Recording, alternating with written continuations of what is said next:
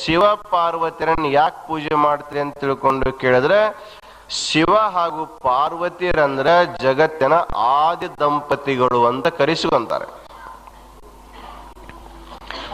ಈ ಜಗತ್ತೇ ಹುಟ್ಟಿರೋದ್ರಿಂದ ವಾಗರ್ಥಾವಿವ ಸಂಪೃಕ್ತವು ವಾಗರ್ಥ ಪ್ರತಿಪತ್ತಯೇ ಜಗತ ಪಿತರವು ಒಂದೇ ಪಾರ್ವತಿ ಪರಮೇಶ್ವರವು.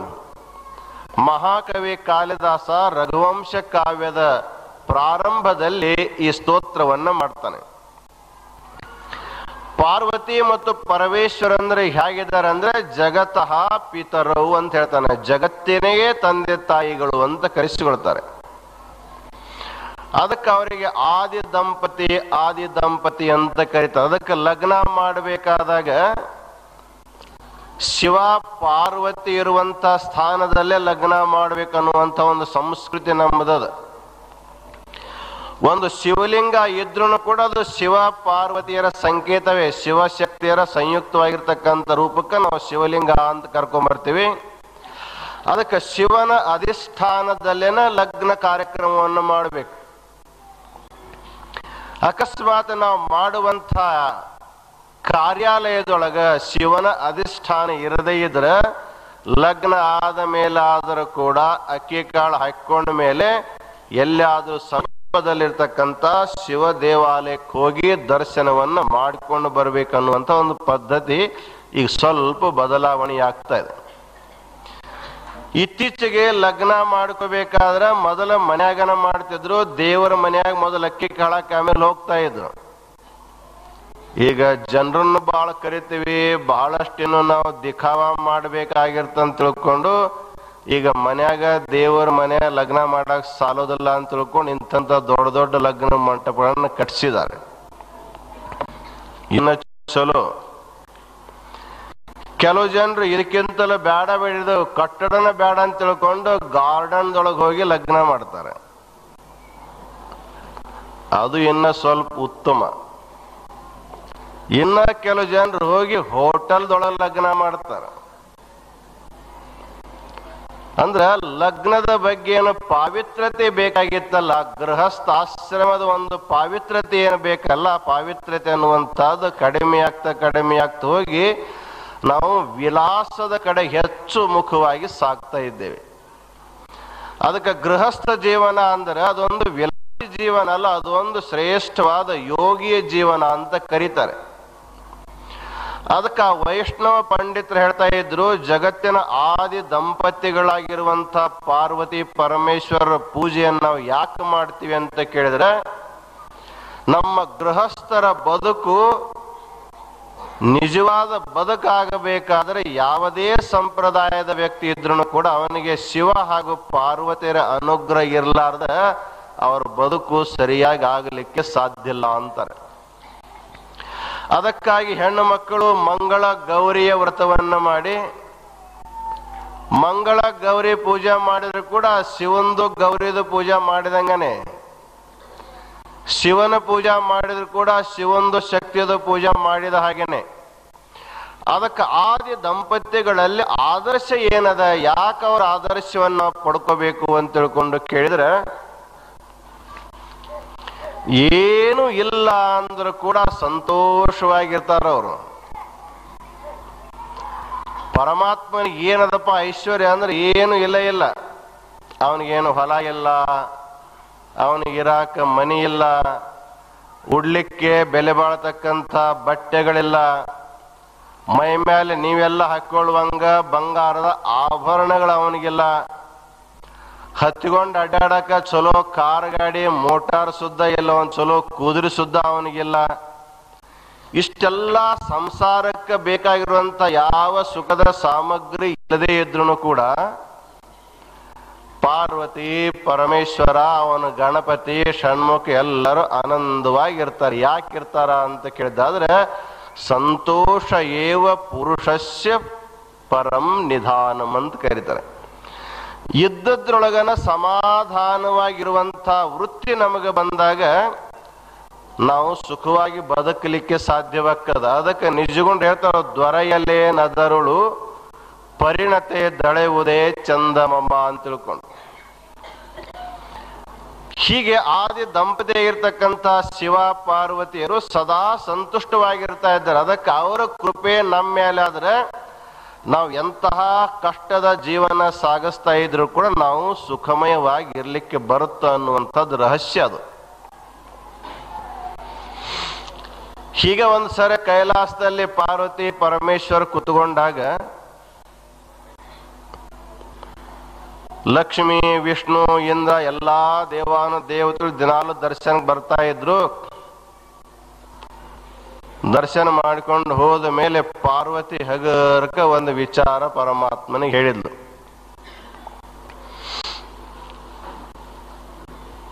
ಈ ಜಗತ್ನಾಗ ನಮ್ಮ ಭಕ್ತರು ಅಂತ ಏನದಾರಲ್ಲ, ನಮ್ಮನ್ನು ಪೂಜೆ ಮಾಡೋರು, ಅವರಿಗೆ 100 ಎಕರೆ ಜಮೀನು ಇರ್ತಾವೆ, ದೊಡ್ಡ ದೊಡ್ಡ ಆಲಿಶಾನ್ ಮನಿಗಳನ್ನ ಕಟ್ಟಿಕೊಂಡಿರ್ತಾರೆ. ಪರಂತು ನಮಗೆ ಒಂದಿಷ್ಟು ಭೂಮಿ ಇಲ್ಲ, ಒಂದಿಷ್ಟು ಮನಿ ಇಲ್ಲ. ನೀ ಭಿಕ್ಷಾ ಮಾಡ್ಕೊಂಡು ಬಂದ ಮೇಲೆ ನಮ್ಮ ಹೊಟ್ಟೆ ತುಂಬಬೇಕು. ಅದಕ್ಕೆ ಎಷ್ಟು ದಿವಸದ ಭಿಕ್ಷಾನ್ನ ಊಟ ಮಾಡೋದು? ನಾವು ಜನರಂಗ್ ಒಂದಿಷ್ಟು ಸಂಸಾರ ಮಾಡೋಣ ಅಂತ ತಿಳ್ಕೊಂಡು ಪಾರ್ವತಿ ಮನಸ್ಸಿನಾಗ ಬಂತಂತ. ಪರಮಾತ್ಮಂದ ಸಂಸಾರ ಮಾಡೋದಂದ್ರೆ ಏನ್ ಮಾಡೋದು? ಏನ್ ಮಾಡೋದಂದ್ರೆ ಒಂದಿಷ್ಟು ಜಮೀನ್ ನೀವು ಖರೀದಿ ಮಾಡಿಕೊಡಿ, ನಾವು ಸ್ವಲ್ಪ ಒಕ್ಕಲ್ತನ ಮಾಡೋನು ಅಂತ ಅವ್ರ ಮನಸ್ಸಿನಾಗ ಒಂದು ಬಂತು. ಪಾರ್ವತಿ ಮನಸ್ಸಿನಾಗ ಒಕ್ಕಲ್ತನ ಮಾಡೋ ಹುಚ್ಚು ಬಂತಕಿ. ಅವಾಗ ಹೇಳ್ತಾಳಕ್ಕೆ, ಭೂಮಿ ಎಲ್ಲಿಂದ ತರಬೇಕು ಅಂದ್ರೆ ಈ ಭೂಲೋಕದೊಳಗ ಪರಶುರಾಮ ಅಂತ ತಿಳ್ಕೊಂಡೊಬ್ಬ ಜಮದಗ್ನಿ ಋಷಿಯ ಮಗ ಆಗಿ ಹೋಗಿದ್ದಾನೆ. ಅವ 21 ಸಾರಿ ಭೂಮಂಡಲವನ್ನ ಪ್ರದಕ್ಷಿಣೆ ಮಾಡಿ ಕ್ಷತ್ರಿಯರ ವಂಶವೆಲ್ಲವನ್ನು ಕೂಡ ನಾಶ ಮಾಡಿ ಆ ಎಲ್ಲಾ ಭೂಮಿಗೆ ಒಡೆಯ ಅವನೇ ಆಗ್ಯಾನ. ಅದಕ್ಕೆ ತಾನು ಮಾಡಿರುವಂಥ ಈ ಹಿಂಸೆಯ ಪಾಪವನ್ನ ದೂರ ಮಾಡಿಕೊಳ್ಳೋ ಸಲುವಾಗಿ ಅವ ಬ್ರಾಹ್ಮಣರಿಗೆ, ಜಂಗಮರಿಗೆ, ಜೋಗಳಿಗೆ ಭೂಮಿ ದಾನ ಮಾಡಕತ್ತಾನಂತ. ಮತ್ತು ನೀವಷ್ಟು ಹೋಗಿ ಅವನ ಕಡೆ ಒಂದಷ್ಟು ಭೂಮಿ ದಾನ ತಗೋರಿ ಅಂತ ತಿಳ್ಕೊಂಡು ಹೇಳಿದ್ಲು. ಹೌದು, ಭೂಮಿ ದಾನ ತಗೊಂಡೆ. ಮುಂದ ಅದನ್ನು ಉಳಾಕ ರಂಟಿ ಕುಂಟಿ ಬೇಕಲ್ಲ. ಅವ ಬಲರಾಮ ಅಂತ ಒಬ್ಬ ಇನ್ನೊಬ್ಬ ರಾಮದನ. ಅವ ಬಲರಾಮ್ ಯಾವಾಗಲೂ ಹೆಗಲ ಮೇಲೆ ಒಂದು ನೇಗಲಿ ಹೊತ್ಕೊಂಡು ಅಡ್ಡಾಡ್ತಿರ್ತಾನೆ. ಅವ ಎಂದು ಅದನ್ನ ಕೆಳಗಿಟ್ಟು ಅದನ್ನು ಉಳಿಲ್ಲ ಬಿತ್ತಿಲ್ಲ, ಅದಕ್ಕೆ ಸುಮ್ಮನೆ ಹೊತ್ಕೊಂಡು ಅಡ್ಡಾಡ್ತಾನ. ಖಾಲಿನ ಐತೆ ಅದು. ಅದಕ್ಕೆ ಅವನ ಕಡೆಯಿಂದ ಹೋಗಿ ಆ ನೆಗಲ ತಗೊಂಡು ಬರ್ರಿ ಅಂತ ಹೇಳಿದ. ಪರಮಾತ್ಮ ಹೂ ಅಂದ. ಮತ್ತ ಅದನ್ನ ಉಳ್ಲಿಕ್ಕೆ ಬಿತ್ತಲಿಕ್ಕೆ ಬೇಕಲ್ಲ ಎತ್ತುಗಳು. ಅಂದ್ರ ಒಂದ್ ಎತ್ತಂತೂ ನಿಮ್ದು ಐತೆ, ಇನ್ನೊಂದು ಎತ್ತು ನಿಮ್ಗೆ ಸಿಗಲಿಕ್ಕೆಲ್ಲ. ಆದ್ರೆ ಯಮ ಅಂತದನಲ್ಲ, ಯಮ ಮೃತ್ಯು ದೇವತೆ, ಅವನಲ್ಲಿ ಒಂದು ಕ್ವಾಣ ಅಂತದ. ಅದು ಸುಮ್ಮನೆ ತಿರುಗಾಡ್ತದ, ನಿಮ್ದು ಸುಮ್ಮನೆ ಐತಿದು. ಎರಡನ್ನು ಕೂಡಿಸಿ ನಾವು ಗಳೆ ಹೊಡೆಯೋಣ ಅಂತ ತಿಳ್ಕೊಂಡು ಹೇಳಿ ಯಮನ ಕಡೆಯಿಂದ ಕೋಣ ತಗೊಂಡ್ ಬರ್ರಿ ಅಂತ ಹೇಳಿದ. ಮತ್ತೆ ಹೆಂಡತಿ ಮಾತು ಕೇಳಬೇಕಲ್ಲ. ನೀವು ಏನಾರು ತಗೊಂಡ್ ಬಾ ಅಂತ ಹೇಳಿದ್ರೆ ಗಂಡ ತರ್ಲಿಕ್ಕೆ ಅಂದ್ರೆ ಅವನ್ ಬಜಿತೇನೆ ಅವನಿಗೆ ಆಗ್ತಿರ್ತದ. ಅದ್ರ ಸಲುವಾಗಿ ಹೇಳ್ಯಾಳ ಅನ್ಬೇಕು, ತಗೊಂಡ್ ಬರೋಣ ಅಂತ ತಿಳ್ಕೊಂಡು ಹೇಳಿ ಪರಮಾತ್ಮ ಹೋಗಿ ಭೂಮಿ ಖರೀದಿ ಮಾಡಿದ. ಭೂಮಿ ದಾನ ಪಡ್ಕೊಂಡಂತ ಪರಶುರಾಮನಿಂದ. ಬಲರಾಮನಿಂದ ನೇಗಲ ತೆಗೆದುಕೊಂಡು ಬಂದ, ಯಮನಿಂದ ಕೋನ ತೆಗೆದುಕೊಂಡು ಬಂದ. ಇಷ್ಟೆಲ್ಲ ಅಕಟ ವಿಕಟ ಕೂಡಿಸಿಕೊಂಡು ಹೊಲ ಅದನ್ನ ಏನ್ ಮಾಡ್ತಾನೆ, ನೇಗಲ ಹೊಡ್ಲಿಕ್ಕೆ ಆ ಗಣಪತಿನ ಷಣ್ಮುಖನ ಕರ್ಕೊಂಡು ಹೊಲ ಹೊಡಕ್ ಹೋದ. ಹೊಲ ಹಾಸನ ಮಾಡಕ್ ಪಾರ್ವತಿಗೆ ಹೇಳಿದಂತ, ಮತ್ ಇವತ್ತಂತೂ ಭಿಕ್ಷಾ ಅಂತೂ ಬಂದಾಗ್ಯದ, ನೀನ್ ಅಡಿಗೆ ಮಾಡ್ಕೊಂಡು ಬರ್ಬೇಕು ಅಂತ ತಿಳ್ಕೊಂಡು ಹೇಳಿ, ನಾನು ಈ ಬುತ್ತಿ ತರದ್ ಹಾದಿ ಕಾಯ್ಕೋ ಅಂತ ಕುಂಡಿರ್ತೀನಿ ಅಂತ ತಿಳ್ಕೊಂಡು ಪರಮಾತ್ಮ ಹೇಳಿ ಅವ ಹೊಲ ಹರಗಲಿಕ್ಕೆ ಹೋದ ತನ್ನ 2 ಮಕ್ಕಳನ್ನ ಕರ್ಕೊಂಡು. ಈಕೆ ಎಂದು ಅಡಿಗೆನೇ ಮಾಡಿಲ್ಲ. ತವರ ಮನೆಯರ ರಾಜರ ಮನೆ ಅಲ್ಲೇನು ಒಲಿ ಮುಂದೆ ಹೋಗಿಲ್ಲ, ಅಡಿಗೆ ಮಾಡಿಲ್ಲ. ಗಂಡನ ಮನೆಗೆ ಬಂದ ಮೇಲೆ ಅನಾಯಾಸ ಬರ್ತಿತ್ತದು, ಹೊಗೆ ಇಲ್ಲದ ಅನ್ನ. ಒಮ್ಮೆ ಒಲೆ ಮೇಲೆ ಕೂತ್ಕೊಂಡು ಅಡಿಗೆ ಮಾಡಿಲ್ಲ. ಇವತ್ತು ಅಡಿಗೆ ಹ್ಯಾಂಗ್ ಮಾಡೋದು ಗುರ್ತಿಲ್ಲ ಆಕಿಗೆ. ಅವಾಗ ಏನು ಮಾಡಿದ ನಂದು ಈಕೆನೂ ಕೂಡ ಲಕ್ಷ್ಮಿ ಧಾನ್ಯ ಲಕ್ಷ್ಮಿ ಹತ್ರ ಹೋಗಿ ಒಂದಿಷ್ಟು ಜ್ವಾಳ ಗೋಧಿಗೆ ಇದೆಲ್ಲ ಕಡ ತಗೊಂಬಂದು ನಾವು ಬಿತ್ತಾಕತ್ತೀವಿ, ಬಿತ್ತಿದ ಮೇಲೆ ಬಂದ್ಮೇಲೆ ನಿನ್ನ ಕೊಡ್ತೀವಿ, ನಮಗೆ ಕೊಡು ಅಂತ ತಿಳ್ಕೊಂಡು ಹೋಗಿ ಧಾನ್ಯ ಲಕ್ಷ್ಮಿಯಿಂದ ಧಾನ್ಯ ತಗೊಂಡು ಬಂದ್ಲು. ಎಲ್ಲಿದರ ಒಂದು ತವಿ ಕೊಣಮ್ಗೆ ಎಲ್ಲ ತಗೊಂಡು ಬಂದು ರೊಟ್ಟಿ ಮಾಡಕ್ ಕೂತ್ಕೊಂಡ್ಲು. ರೊಟ್ಟಿ ಮಾಡಕ್ ಕೂತ್ಕೊಂಡ್ರಂದ್ರ ರೊಟ್ಟಿ ಹೆಂಗ್ ಮಾಡ್ಬೇಕು ಅನ್ನೋದ ಗುರ್ತಿಲ್ಲ ಆಕಿಗೆ. ಆ ಜ್ವಾಳದ ಹಿಟ್ನಾಗ ಹಂಗ ನೀರಾಗಿ ಕಲಸಾಕತ್ತಿದ್ಲು. ಅದು ಜಿಗಟ ಇಲ್ಲ ಅಂದ್ಬಿಡಕ್ ಅದು ರೊಟ್ಟಿ ಹೆಂಗ ಆಗ್ಬೇಕು.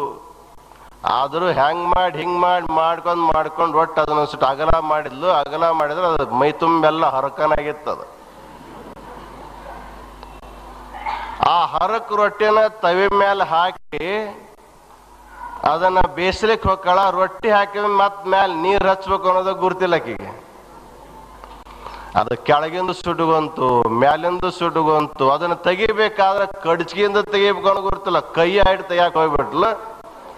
ಆ ಕೈನ ಸುಟ್ಕೊಂಡ್ಲು. ರೊಟ್ಟಿ ಹಸಿ ಬಿಸಿ, ಕಣ್ಣಾಗ ನೀರು, ಮೂಗನ್ಯಾಗ ಅದು ಇದನ್ನೆಲ್ಲ ನೋಡಿಕೊಂಡು ಎಷ್ಟು ಫಜಿತಿ ಆದ್ಲು ಅಂತ ಕೇಳಿದ್ರೆ ಮೈ ತುಂಬೆಲ್ಲ ಮಸಿ ಅರಿವೆ ಆತಾಕಿದ್ ಉಟ್ಕೊಂಡು ಸೀರೆ ಎಲ್ಲ.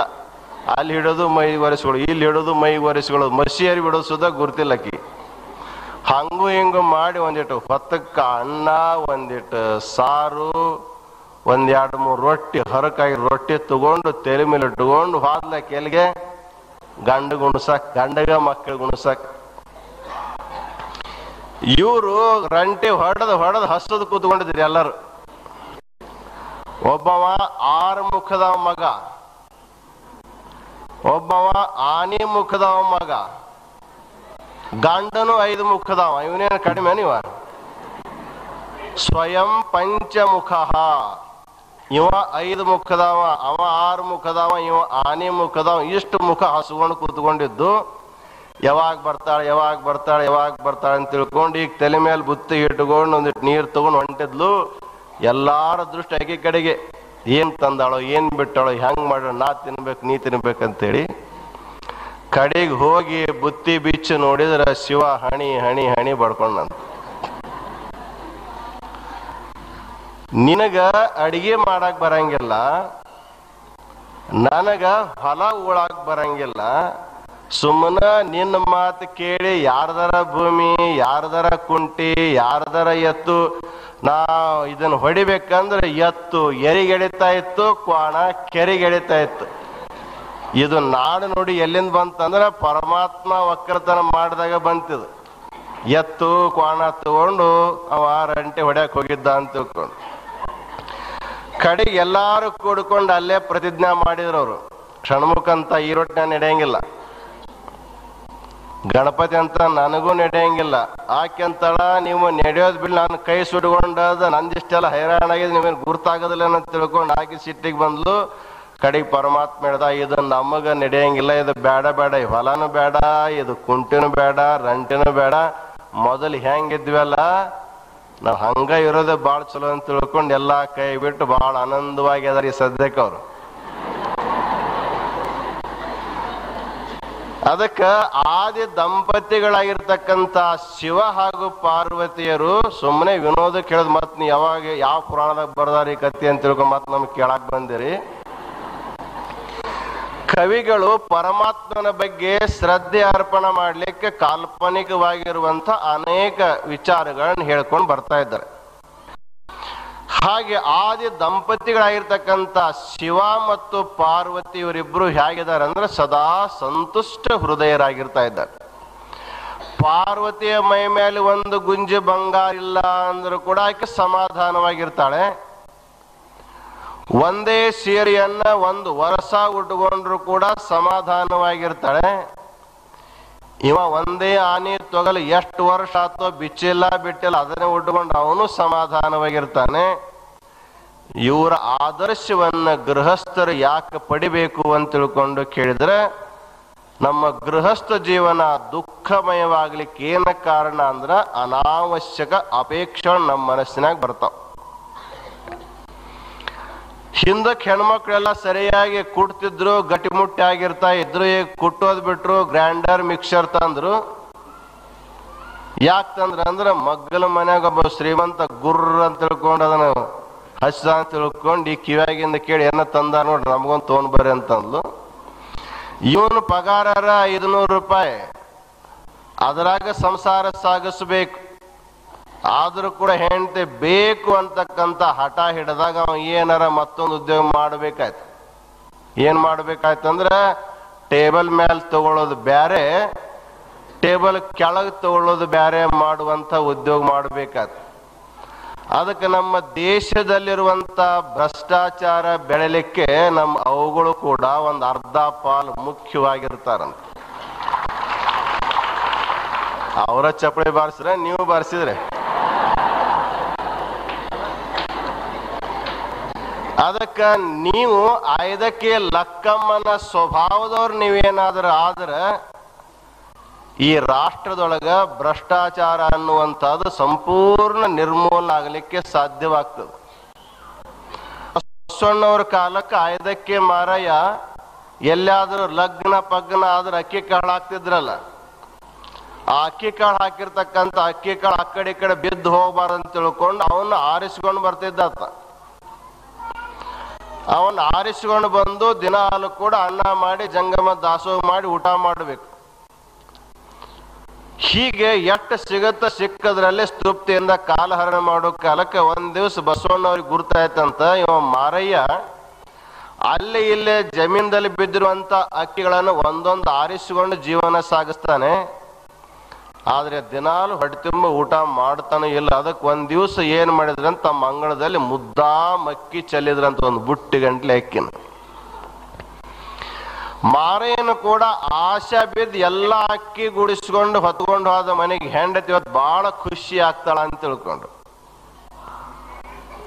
ಇಷ್ಟು ಅಕ್ಕಿನ ತಗೊಂಡು ಬಂದ ನನ್ನ ಮೇಲೆ ಹೆಂಡತಿ ಬಹಳ ಸಂತುಷ್ಟ ಅಕ್ಕಳ ಅನ್ನೋ ಒಂದು ದೃಷ್ಟಿಯಲ್ಲಿ ಅವ ಬಂದು ಅಕ್ಕಿ ಗಂಟು ಮುಂದಿಟ್ಟಾಗ ಆ ಅಕ್ಕಿ ಗಂಟ ನೋಡಿ ಲಕ್ಕಮ್ಮಗ ಖುಷಿ ಆಗ್ಲಿಲ್ಲ.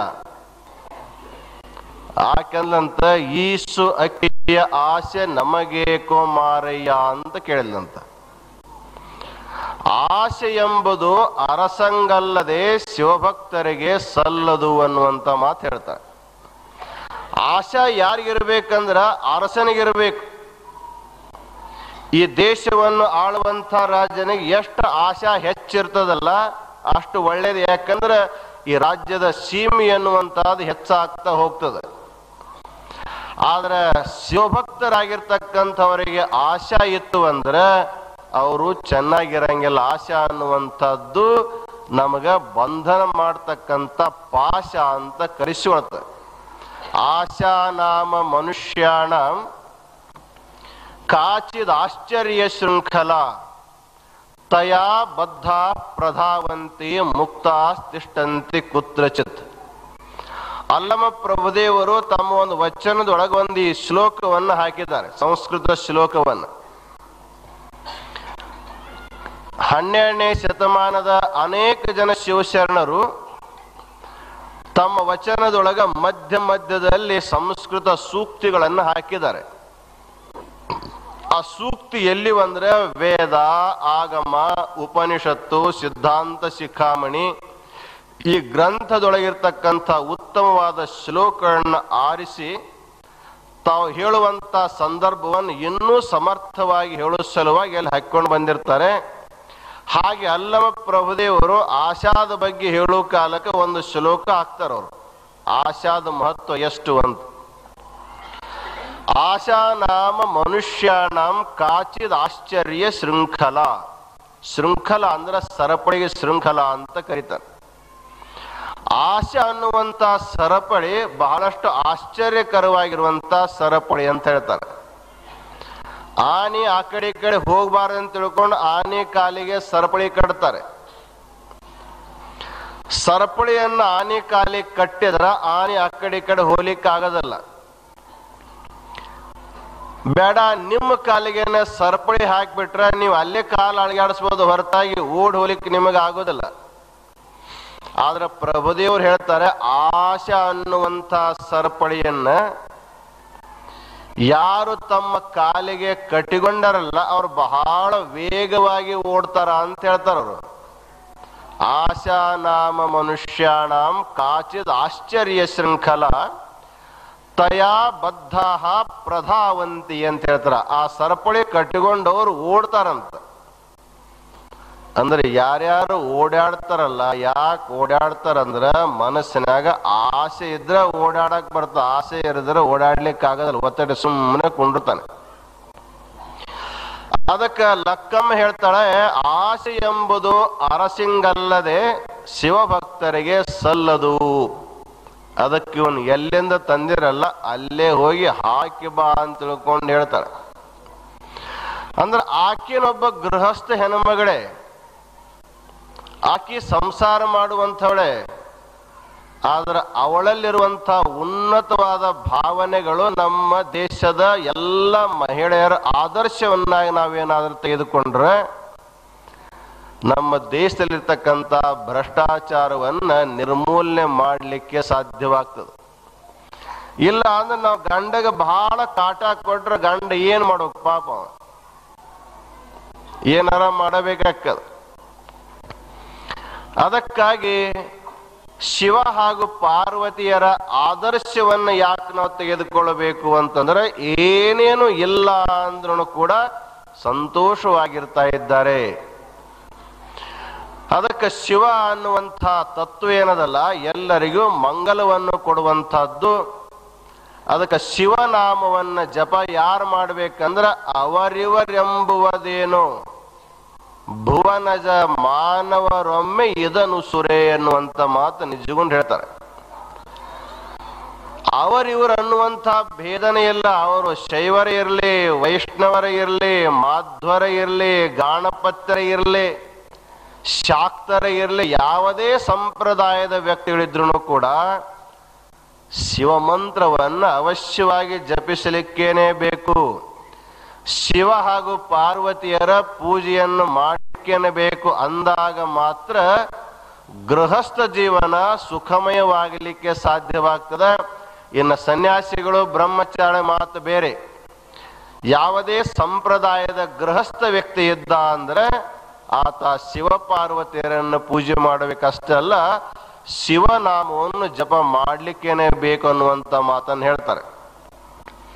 ಅದಕ್ಕೆ ನಿಜಗೊಂಡು ಹೇಳಿದ್ರು, ಕಾಯವಿಡಿದ ಆತ್ಮರಾಶಿಗೆ ಪರತರ ಮುಕ್ತಿಗುಪಾಯವಿದು ನಿಜ ಶಿವ ಮಂತ್ರವಣ್ಣ ಅಂತ ಹೇಳ್ತಾರೆ. ಅದಕ್ಕೆ ಮಂತ್ರ ಅಂದ್ರೆ ಯಾವ್ಯಾವ್ದಾರ ನಾವು ಕಲ್ಪನಾ ಮಾಡಿ ಹೇಳಿದ ಮಂತ್ರ ಆಗೋದಿಲ್ಲ ಅದು. ಅದಕ್ಕೆ ವೇದಗಳ ಸಾರ ಸರ್ವಸ್ವವಾಗಿರುವಂತಹ ಓಂಕಾರ ಯುಕ್ತವಾಗಿರ್ತಕ್ಕಂಥ ಪಂಚಾಕ್ಷರ ಮಹಾಮಂತ್ರಕನ ಮಂತ್ರ ಅಂತ ಕರೆದಾರ ವೀರಶೈವ ಸಿದ್ಧಾಂತದಲ್ಲಿ ಹೊರತಾಗಿ ಬೇರೆ ಯಾವುದು ಮಂತ್ರ ಅಲ್ಲ ಅನ್ನುವಂಥದ್ದು ನಾವೆಲ್ಲರೂ ಕೂಡ ಸ್ಪಷ್ಟವಾಗಿ ತಿಳ್ಕೋಬೇಕು. ಈ ಮಂತ್ರವನ್ನ ಜಪ ಮಾಡು ಅಂದ್ರೆ ಏನು ಅಂದ್ರೆ ಅದನ್ನ ಮೇಲಿಂದ ಮೇಲೆ ಆವೃತ್ತಿ ಮಾಡೋದಕ್ಕೆ ಅದಕ್ಕೆ ಜಪ ಅಂತ ಕರೀತಾರೆ. ತಜ್ಜಪ ತದರ್ಥ ಭಾವನಂ. ಬರೀ ಹಂಗನೆ ಸುಮ್ಮನೆ ಬಾಯಿಗಿಂದ ಹಂಗ ಆವೃತ್ತಿ ಮಾಡೋದು ಜಪ ಅನ್ನಂಗಿಲ್ಲ. ಜಪಯಜ್ಞ ಅಂದ್ರೆ ಏನು ಅಂತ ಕೇಳಿದ್ರೆ ಆ ಮಂತ್ರವನ್ನ ಬಾಯಿಂದ ಉಚ್ಚಾರಣೆ ಮಾಡ್ತಾ ಇರಬೇಕು. ಮಂತ್ರದ ಅರ್ಥನಾಗಿರ್ತಕ್ಕಂಥ ಪರಮಾತ್ಮನನ್ನ ಮನಸ್ಸಿನಲ್ಲಿ ಚಿಂತನ ಮಾಡಿಕೊಂತ ಇರಬೇಕು. ಹೀಗೆ ಚಿಂತನಾ ಪೂರ್ವಕವಾಗಿ ಏನ್ ನಮಗ ಜಪ ಆಗ್ತಲ್ಲ ಅದಕ್ಕೆ ಶ್ರೇಷ್ಠವಾದ ಜಪ ಅಂತ ಕರ್ಕೊಂಬಿದ್ದಾರೆ. ಅದಕ್ಕೆ ಅನೇಕ ಯಜ್ಞಗಳಲ್ಲಿ ಜಪಯಜ್ಞ ಅನ್ನುವಂಥದ್ದು ಸರ್ವಶ್ರೇಷ್ಠವಾಗಿರುವಂಥ ಯಜ್ಞ ಅಂತಲೂ ಕೂಡ ಕರೆದಿದ್ದಾರೆ. ಭಗವದ್ಗೀತೆಯೊಳಗ ಅನೇಕ ಯಜ್ಞಗಳ ಬಗ್ಗೆ ವಿಸ್ತಾರ ಮಾಡ್ತಾ ಒಂದು ಮಾತು ಹೇಳ್ತಾ ಇದ್ದಾರೆ ಅವರು. ಬೇರೆ ಬೇರೆ ಯಜ್ಞಗಳನ್ನ ಮಾಡಬೇಕಾದ್ರೆ ಬಹಳಷ್ಟು ಸಾಮಗ್ರಿಗಳು ಬೇಕಾಗ್ತವೆ. ಮತ್ತು ಯಜ್ಞ ಯಾಗಾದಿಗಳನ್ನು ಮಾಡುವ ಕಾಲಕ್ಕೆ ಅನೇಕ ಹಿಂಸಾದಿ ಕೃತ್ಯಗಳು ಕೂಡ ನಡ್ಕೊಂಡು ಬರ್ತಾ ಇದ್ದಾವೆ. ಆದ್ರೆ ಯಾವ ಹಿಂಸೆಯೂ ನಡೆಯದ ಹಾಗೆ, ಬೇರೆ ಬಾಹ್ಯ ಯಾವ ಸಾಮಗ್ರಿಯೂ ಬೇಕಾಗದ ಹಾಗೆ, ಒಬ್ಬ ಬಡವನನ್ನೇ ಮೊದಲು ಮಾಡಿಕೊಂಡು ಆಗರ್ಭ ಶ್ರೀಮಂತನವರೆಗೆ ಪ್ರತಿಯೊಬ್ಬರೂ ಮಾಡಲಿಕ್ಕೆ ಸುಲಭವಾಗಿರ್ತಕ್ಕಂಥ ಯಜ್ಞ ಯಾವುದು ಅಂತ ಕೇಳಿದ್ರೆ ಅದಕ್ಕೆ ಜಪಯಜ್ಞ ಅಂತ ಕರೆದ. ಅದಕ್ಕೆ ಯಜ್ಞಾನಾಂ ಜಪಯಜ್ಞೋಸ್ಮಿ. ಯಜ್ಞಗಳಲ್ಲಿ ಶ್ರೇಷ್ಠವಾಗಿರುವಂಥ ಯಜ್ಞ ಅಂದ್ರೆ ಜಪಯಜ್ಞ. ಅದಕ್ಕೆ ಜಪಯಜ್ಞ ಅಂದ್ರೆ ನಾನೇ ಸ್ವತಃ ಪರಮಾತ್ಮನೇ ಜಪರೂಪ ಅನ್ನುವಂಥ ಮಾತನ್ನು ಕೂಡ ಹೇಳ್ಕೊಂಡ್ ಬರ್ತಾ ಇದ್ದಾನೆ. ಅದಕ್ಕಾಗಿ ಈ ಜಪ ಅನ್ನೋದನ್ನು 3 ವಿಧವಾಗಿ ಇಲ್ಲಿ ಸಿದ್ಧಾಂತ ಶಿಖಾಮಣಿಯಲ್ಲಿ ರೇಣುಕರು ಅಪ್ಪಣೆ ಕೊಡಿಸ್ತಾ ಇದ್ದಾರೆ. ಓಂಕಾರದ ಆವೃತ್ತಿ, ಪಂಚಾಕ್ಷರ ಮಹಾಮಂತ್ರದ ಆವೃತ್ತಿ ಹಾಗೂ ಶ್ರೀರುದ್ರದ ಆವೃತ್ತಿಗೆ ಜಪ ಜಪ ಅಂತ ಕರ್ಕೊಂಬಂದಾರೆ. ನೀವು ಒಂದು ಸರಿ ಶ್ರೀರುದ್ರವನ್ನ ಆವೃತ್ತಿ, ಅದಕ್ಕ ರುದ್ರವನ್ನ ಸಂಕಲ್ಪ ಮಾಡೋ ಕಾಲಕ್ಕೆ ಒಂದು ಶಬ್ದ ಬರ್ತದೆ. ಏನು ಅಂದ್ರೆ ಶತರುದ್ರಿಯೇ ಜಪೇಭಿಷೇಕೇ ಚ ವಿನಿಯೋಗ ಅಂತ ಹೇಳ್ತಾರೆ. ಇದು ರುದ್ರವನ್ನ ಓದೋದಂದ್ರೆ ಜಪನ ಮಾಡೋದದು. ಶತರುದ್ರಿಯೇ ಜಪೇ ಅಭಿಷೇಕೆ ವಿನಿಯೋಗ ಅನ್ನುವಂಥ ಮಾತು ಹೇಳೋ ಕಾಲಕ್ಕೆ ನಾವು ರುದ್ರವನ್ನ ಆವೃತ್ತಿ ಮಾಡೋದನ್ನು ಕೂಡ ಒಂದು ಜಪ ಅಂತ ಕರೆಸಿಕೊಳ್ತದೆ. ಯಾರಿಗೆ ಶ್ರೀರುದ್ರದ ಆವೃತ್ತಿಯನ್ನು ಮಾಡ್ಲಿಕ್ಕೆ ನಮಗೆ ಆಗೋದಿಲ್ಲ ಅಂತಾರ ಅಂಥವರಿಗೆ ಓಂ ನಮಃ ಶಿವಾಯ ಎನ್ನುವಂಥ ಈ ಷಡಕ್ಷರ ಮಹಾಮಂತ್ರ ಅಂದ್ರೆ ಓಂಕಾರ ಯುಕ್ತವಾಗಿರ್ತಕ್ಕಂಥ ಪಂಚಾಕ್ಷರ ಮಹಾಮಂತ್ರವನ್ನು ಆವೃತ್ತಿ ಮಾಡಬೇಕು ಅಂತ ಹೇಳ್ತಾರೆ. ಇನ್ನು ಅದಕ್ಕಿಂತಲೂ ಸೂಕ್ಷ್ಮವಾಗಿ ನಾವು ಹೋದಾಗ ಎಲ್ಲಾ ಮಂತ್ರಗಳಿಗೆ ಮೂಲ ಅಂದ್ರೆ ಓಂಕಾರ. ಎಲ್ಲಕ್ಕೂ ಮೊಟ್ಟ ಮೊದಲು ಹುಟ್ಟಿರುವಂತ ಅಕ್ಷರ ಅಂದ್ರೆ ಓಂಕಾರ. ಆ ಓಂಕಾರದಿಂದಲೇ ಪಂಚಾಕ್ಷರ, ಅದರಿಂದ ಚತುರ್ವೇದ ಎಲ್ಲ ಹುಟ್ಟಿರೋದ್ರಿಂದ ಓಂಕಾರದ ಆವೃತ್ತಿ ಮಾಡೋದಕ್ಕೂ ಕೂಡ ಜಪ ಜಪ ಅಂತ ಕರೀತಾರೆ. ಅದಕ್ಕೆ ಸಾಯು ಕಾಲಕ್ಕೆ ಮನುಷ್ಯ ಪ್ರಾಣ ಬಿಡುವಾಗ ತಾನು ಏನು ಓದಿರ್ತಾನ, ಏನು ಕಲ್ತಿರ್ತಾನ ಎಲ್ಲವನ್ನು ನೆನಪಿಡ್ಕೊಳ್ಲಿಕ್ಕೆ ಆಗೋದಿಲ್ಲ ಅವನಿಗೆ. 4 ವೇದ ಓದಿದ್ರೆ 4 ವೇದಗಳೆಲ್ಲ ಮರ್ತು ಹೋಗ್ಬಿಡ್ತಾವ ಮುಪ್ಪಿನ ಕಾಲದೊಳಗೆ. ಅದಕ್ಕೆ ಕೊನೆ ಕಾಲದಲ್ಲಿ ಎಷ್ಟೇ ಗ್ರಂಥ ಓದಿರು, ಎಷ್ಟೇ ಶಾಸ್ತ್ರ ನೀನು ಕೇಳಿದ್ರು ಕೂಡ ಎಲ್ಲ ಮರ್ತರು ಕೂಡ ಚಿಂತೆ ಎಲ್ಲ, ಪರಂತು ಈ ಮಂತ್ರವನ್ನು ಮಾತ್ರ ಮರಿಬಾರದು ಅಂತ ಹೇಳ್ತಾರೆ. ಅದಕ್ಕೆ ಮನನಾಥ ತ್ರಾಯತ ಇತಿ ಮಂತ್ರ, ಇದನ್ನ ಆವೃತ್ತಿ ಮಾಡೋಣದ್ರಿಂದ ಇದು ನಮ್ಮನ್ನ ರಕ್ಷಣೆ ಮಾಡುತ್ತಂತ ಇದಕ್ಕೆ ಮಂತ್ರ ಮಂತ್ರ ಅಂತ ಕರೀತಾರೆ. ಅದಕ್ಕೆ ಮಂತ್ರವನ್ನ ಆವೃತ್ತಿ ಮಾಡೋ ಕಾಲಕ್ಕೆ, ಮಂತ್ರವನ್ನ ಹೇಳೋ ಕಾಲಕ್ಕೆ ನಮ್ಮಲ್ಲಿ ಆ ಮಂತ್ರದ ಬಗ್ಗೆ ಪೂರ್ಣವಾಗಿರ್ತಕ್ಕಂಥ ವಿಶ್ವಾಸ ಇರಬೇಕು. ವಿಶ್ವಾಸ ಇಟ್ಟುಕೊಂಡು ಹೇಳೋ ಕಾಲಕ್ಕೆ ಸ್ವಲ್ಪ ಏನಾದರೂ ಮಂತ್ರ ಹೆಚ್ಚು ಕಡಿಮೆ ಆದ್ರೂ ನಡೆಯುತ್ತೆ, ಪರಂತು ವಿಶ್ವಾಸ ಪೂರ್ಣವಾಗಿದ್ರೆ ಆ ಮಂತ್ರ ಅವಶ್ಯವಾಗಿ ಫಲ ಕೊಡ್ತದೆ. ಕಾಶಿ ಕ್ಷೇತ್ರದೊಳಗ ವಿಶ್ವನಾಥನ ದರ್ಶನಕ್ಕೆ ಬರುವಂತ ಬಹಳಷ್ಟು ಜನರು ಬಂದು ದೇವರಿಗೆ ಪ್ರಾರ್ಥನಾ ಮಾಡೋ ಕಾಲಕ್ಕೆ ಒಂದು ಮಾತು ಹೇಳ್ತಿರ್ತಾರೆ ಹಿಂದಿಯೊಳಗ, ದೀನ ಬಂಧೋ ದೀನಾನಾಥ್ ಮೇರಿ ಡೋರಿ ತೇರಿ ಹಾತ್ ಅಂತ ಹೇಳ್ತಾರ ಅವ್ರು. ನೀನು ದೀನರ ಬಂಧು, ಅನಾಥರಿಗೆ ನಾಥ, ಅದಕ್ಕೆ ನನ್ನ ಜೀವನದ ಹಗ್ಗ ಅನ್ನುವಂಥದ್ದು ನಿನ್ನ ಕೈಯಲ್ಲಿದೆ, ಮೇರಿ ಡೋರಿ ತೇರಿ ಹಾತ್ ಅಂತ ತಿಳ್ಕೊಂಡು ಹೇಳ್ತಿರ್ತಾರೆ. ಒಬ್ಬ ಹಾಲು ಮೊಸರು ಮಾರೋ ಹೆಣ್ಮಗಳು ಓಣ್ಯಾಗ ಈ ಮಾತು ಕೇಳಿ ಆಕೆನು ಕೂಡ ದೇವರ ದರ್ಶನಕ್ಕೆ ಹೋದ್ಲಂತ ಹೋಗಿ ಹೇಳೋ ಕಾಲಕ್ಕೆ ಸ್ವಲ್ಪ ಉಲ್ಟಾ ಪುಲ್ಟಾ ಹೇಳಿಲ್ಲಕ್ಕೆ. ಏನ್ ಹೇಳಿದ್ಲು ಅಂದ್ರ ದೀನ ಬಂದು ದೀನಾನಾಥ್ ತೇರಿ ಡೋರಿ ಮೇರಿ ಹಾತ್ ಅಂತ ಹೇಳಿಲ್ಲಕ್ಕೆ. ನನ್ನ ಹಗ್ಗ ನಿನ್ನ ಕೈಯಾಗ ಅಂತ ಹೇಳಿದಿಲ್ಲ, ನಿನ್ನ ಹಗ್ಗ ನನ್ನ ಕೈಯಾಗದ ಅಂತ ತಿಳ್ಕೊಂಡು ಹೇಳಿಲ್ಲ. ಅಲ್ಲಿ ಒಬ್ಬ ಪಂಡಿತ ಕುತ್ಕೊಂಡು ಅಭಿಷೇಕ ಮಾಡ್ತಿದ್ದ, ಅವಂದೇ ಮುದುಕಿ ಉಲ್ಟಾ ಪಲ್ಟಾ ಹೇಳಾಕತ್ತಿಯಲ್ಲ ಅಂದ. ಏನತ್ತಪ್ಪ ಉಲ್ಟಾ ಏನಾಯ್ತು? ಅದು ಮೇರಿ ಡೋರಿ ತೇರಿ ಹಾತ್ ಅಂತ ಹೇಳ್ಬೇಕು, ಅದನ್ನ ಬಿಟ್ಬಿಟ್ಟು ತೇರಿ ಡೋರಿ ಮೇರಿ ಹಾತ್ ಅಂತ ಹೇಳ್ತೀಯಲ್ಲ ಅಂತ ಹೇಳಿದಾಗ ಯಾಕಂದ್ಲಂತ ಏನಾಯ್ತು, ಏನ್ ಫರಕ್ ಏನಕ್ಕದ? ನಾನ್ ಅವನ ಕೈಯಾಗಿದ್ರು ಅಷ್ಟ, ಅವನ್ ಹಾಗ ನನ್ನ ಕೈಯಾಗಿದ್ರು ಅಷ್ಟ, ನಮ್ಮದು ಅವ್ರ ಸಂಬಂಧ ಆದ್ರೆ ಸಾಕಲ್ಲ ಅಂತ ಹೇಳಿ ಆ ಪಂಡಿತನ ಬಾಯಿ ಸುದ ಮುಚ್ಚಿಬಿಟ್ಲಂತ. ಅದಕ್ಕೆ ಮಂತ್ರ ಅಂದ್ರೆ ಏನು ಅಂದ್ರೆ ಇದೊಂದು ಸೂತ್ರ ಅಂತ. ಇದು ಮಂತ್ರ ಅಂದ್ರೆ ಸೂತ್ರ, ಇದು ಹಗ್ಗ ಇದ್ದಾಗ. ಇದು ಏನ್ ಮಾಡುತ್ತೆ ಅಂದ್ರೆ ಪರಮಾತ್ಮ ಯಾವ ಲೋಕದಾಗ ಕುಂತಿರುವಲ್ನಾಕ ನೀವಿಲ್ಲಿ ಕುತ್ಕೊಂಡು ಓಂ ನಮಃ ಶಿವಾಯ ಓಂ ನಮಃ ಶಿವಾಯ ಜಪ ಮಾಡಕ್ ಚಾಲು ಮಾಡಿದ್ರಿಲ್ಲ, ನಿಮ್ಮ ಹಗ್ಗ ಹಗರ್ಕ ಹೋಗ್ತಾನ, ಹುಡುಕೋಂತ ಹೋಗ್ತದ, ಎಲ್ಲದ ಅಲ್ತಾನ ಹೋಗ್ತದ. ಅದು ಹೋಗಿ ಅವನಿಗೆಲ್ಲ ಕಾಲಿಗೆ ಪಾದಕ್ಕೆ ಕಟ್ಟಿ ಹಾಕ್ತದ, ಆಮೇಲೆ ಎಳೆಯಾಕ್ ಚಾಲು ಮಾಡ್ತದ. ಅದು ಎಲ್ಲಿವರೆಗೆ ಬಿಡಂಗಿಲ್ಲ ಅಂದ್ರೆ ಎಲ್ಲಿವರೆಗೆ ಅವ ನಿಮ್ಮಲ್ಲಿ ಬರಂಗಿಲ್ಲಲ್ಲ ಅಲ್ಲಿವರೆಗೆ ಬಿಡೋದೇ ಇಲ್ಲ. ಒಂದಿಲ್ಲ ಒಂದ್ ದಿವಸ ಪರಮಾತ್ಮನನ್ನ ನಿಮ್ಮಲ್ಲಿಗೆ ತಂದೇ ಬಿಡ್ತದಷ್ಟೇ ಅಲ್ಲ, ಕೊನೆಗೆ ನಿಮ್ಮನ್ನು ಕೂಡ ಪರಮಾತ್ಮನನ್ನ ಮಾಡತಕ್ಕಂಥ ಸಾಮರ್ಥ್ಯ ಈ ಪರಮಾತ್ಮನ ನಾಮ ಜಪದಲ್ಲಿರೋದ್ರಿಂದ ಅದಕ್ಕೆ ಜಪಯಜ್ಞ ಅನ್ನುವಂಥದ್ದು ಬಹಳ ಶ್ರೇಷ್ಠ ಅನ್ನುವಂಥ ಮಾತನ್ನ